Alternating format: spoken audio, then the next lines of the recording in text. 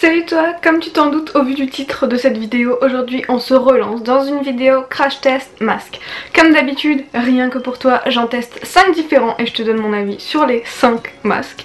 Et sans plus attendre, sans plus bavarder, sans plus blablater, voici le premier.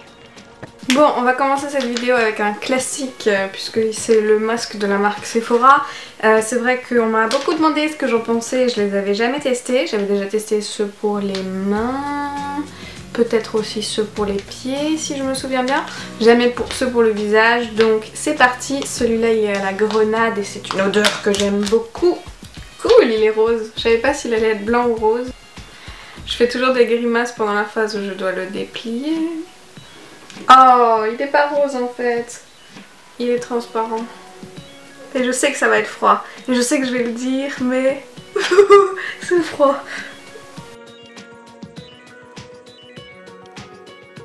Ok, j'ai même pas lu les instructions. C'était censé faire quoi déjà? Ah, anti-fatigue et énergisant. Ça c'est bien.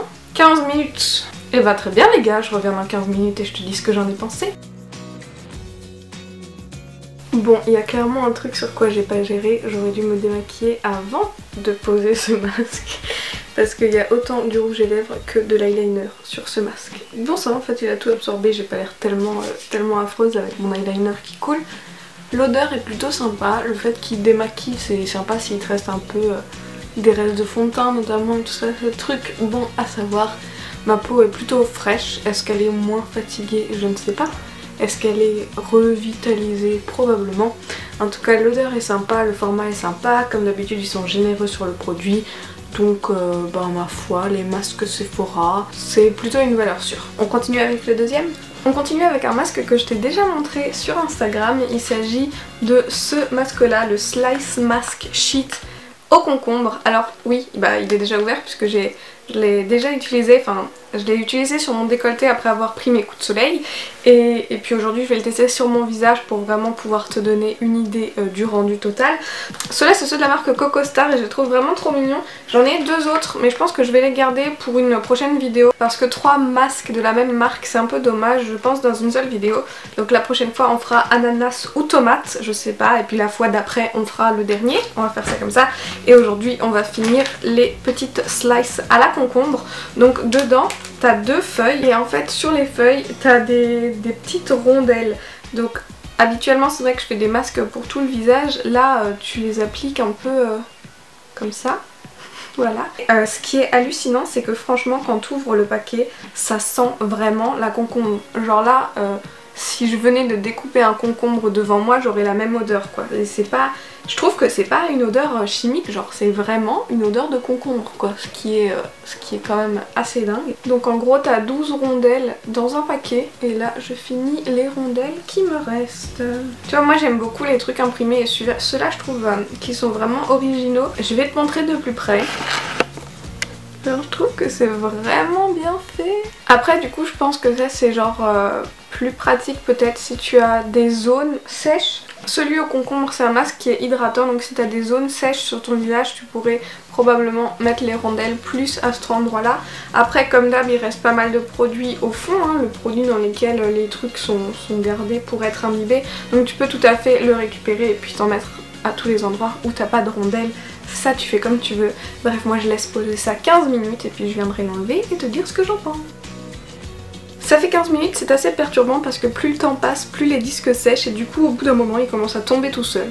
Donc tu sais que c'est le moment d'enlever le masque. Donc c'est parti, zwing zwing. Ok, et on étale ce qui reste. Bon, qu'est-ce que j'en pense ?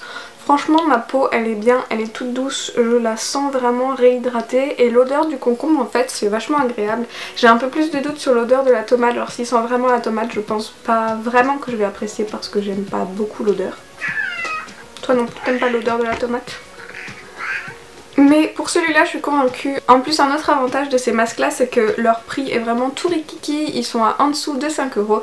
Donc je te remets le lien de ces masques là et de tous les autres d'ailleurs dans la barre d'infos et je t'invite à aller les regarder si ça t'intéresse. On passe au masque suivant. Le masque suivant, c'est super chouette parce que c'est une d'entre vous qui me l'a envoyé. C'est Léane qui m'a envoyé 3 marques de la marque Peggy Sage. Donc il y en a un anti-imperfection, c'est celui que je vais tester aujourd'hui parce que ma peau est un peu catastrophique. Les autres je les testerai dans des futures vidéos pour pas tester trop de la même marque dans la même vidéo comme d'habitude. Donc Peggy Sage Paris, un masque au thé vert, effet seconde peau.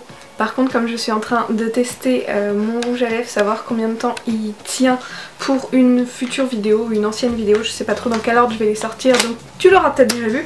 Mais j'espère que c'est pas un truc qui couvre la bouche parce que sinon ça risque de jouer un peu sur mon crash test et ce serait pas top top.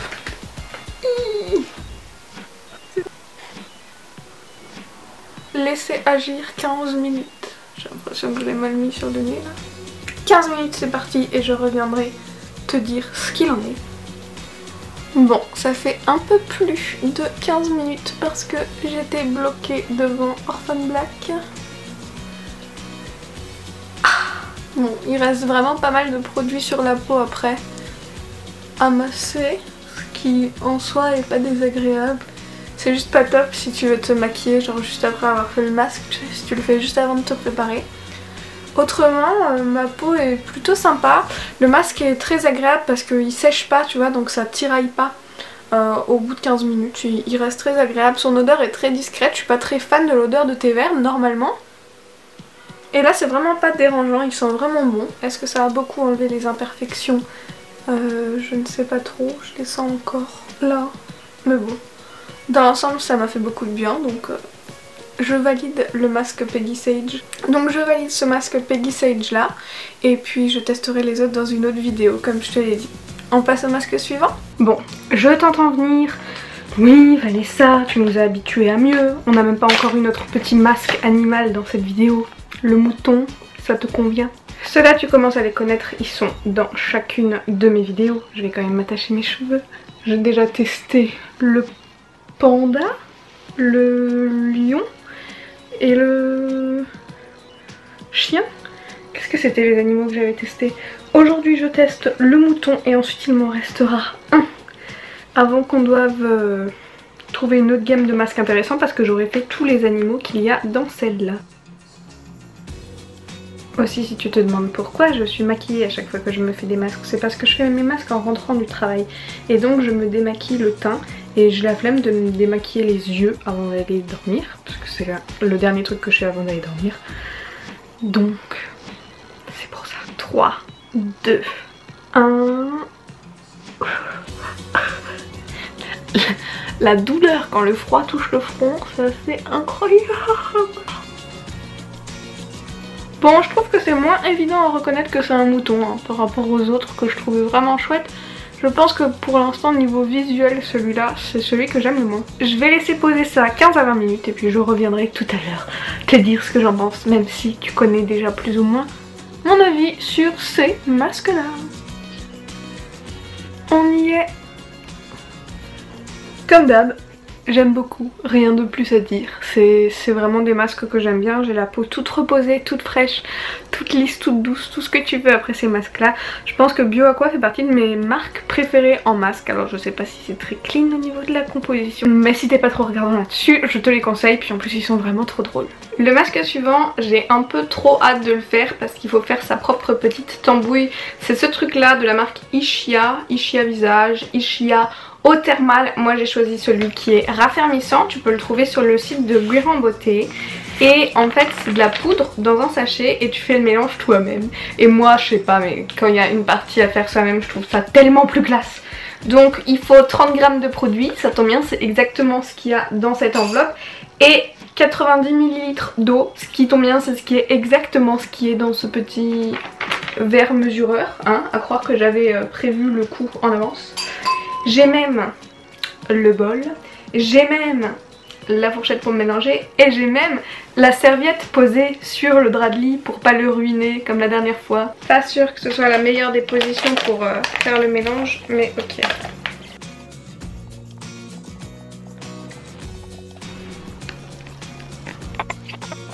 Et je vais quand même aller chercher un pinceau pour appliquer ça parce que je sais pas, je le sens pas trop avec les doigts là.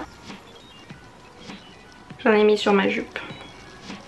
Bon, ils disent de mettre une grosse couche, mais c'est un peu compliqué quand même à mettre ça en grosse couche parce que tu vois, si je mets une grosse couche, ouah, ça fait ça.